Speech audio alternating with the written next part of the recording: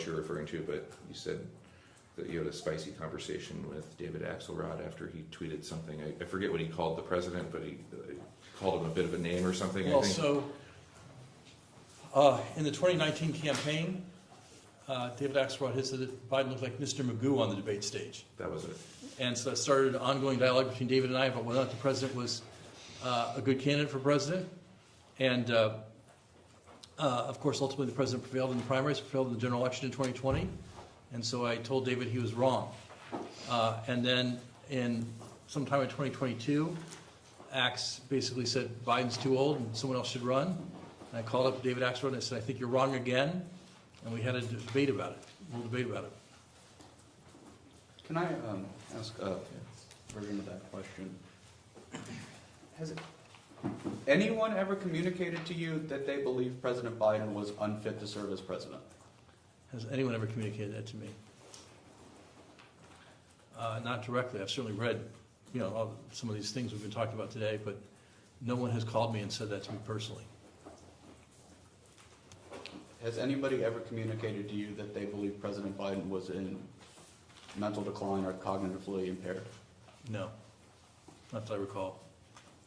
You would draw a distinction between what Mr. Sullivan said, that if he continues, if he's not very effective, it would be hard for him to win re-election, to Mr. Sullivan was not saying that he was cognitively declined. Correct. It was just a decrease in effectiveness in the intervening 2 years. Communications, yeah. My last question is, have you, outside of your family and your counsel, have you discussed this interview with anyone else? I've discussed this interview with my employer to tell them why I would not be at work today, and why there are press accounts that I was coming to see this committee staff, but I have not discussed the answers I was going to give with anyone other than my counsel. Thank you. Go for it.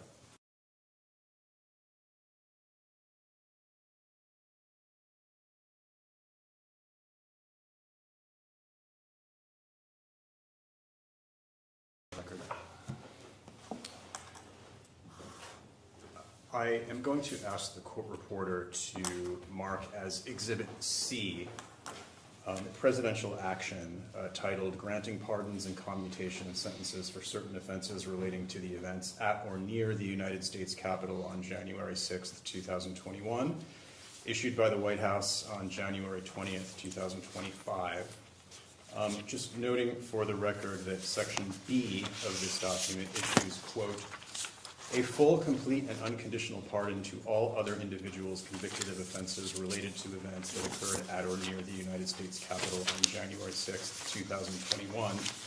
I'll also note for the record that the number of people reportedly covered by this grant of clemency exceeds 1,500, and that none of those individuals are named specifically in this presidential action memo. I'm also going to ask the court reporter to mark as Exhibit D an NPR article dated January 30th, 2025. It is titled Criminal Records of January 6th Rioters Pardoned by Trump Include Rape, Domestic Violence. And I'm also going to note on the fourth page of this exhibit, a quote attributed to Mr. Trump. Quote, it would be very, very cumbersome to go and look. You know how many people we're talking about? 1,500 people, unquote, Trump told Fox News earlier this month.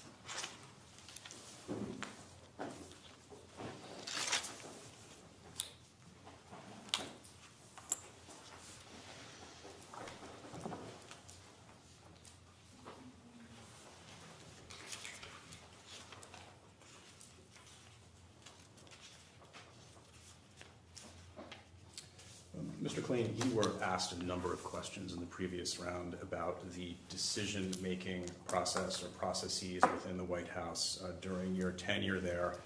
I'd just like to ask you very simply, did anyone to your knowledge ever step in to carry out the duties of the presidency in Joe Biden's place because he was unable to do so?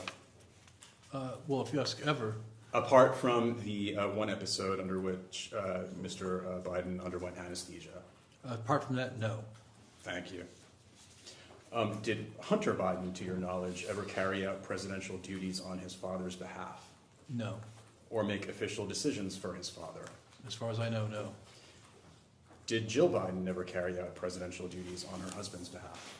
As far as I know, no. Did Anthony Bernal ever carry out presidential duties on Joe Biden's behalf? As far as I know, no. And what about Annie Tomasini? As far as I know, no. Vice President Harris? No, unless you mean certain ceremonial duties, attend commencement at a military academy or preside at a memorial service or something like that, but not in terms of making decisions about presidential actions or legislation or anything like that.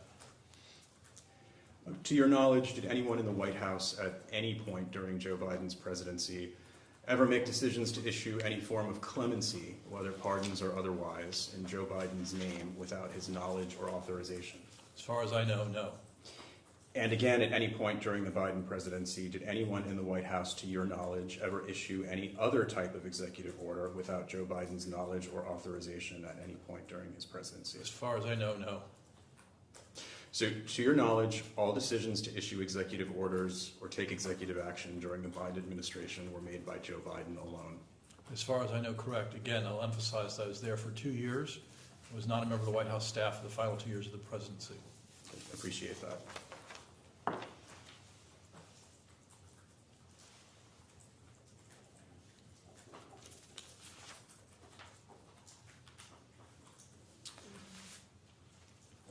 I will ask the court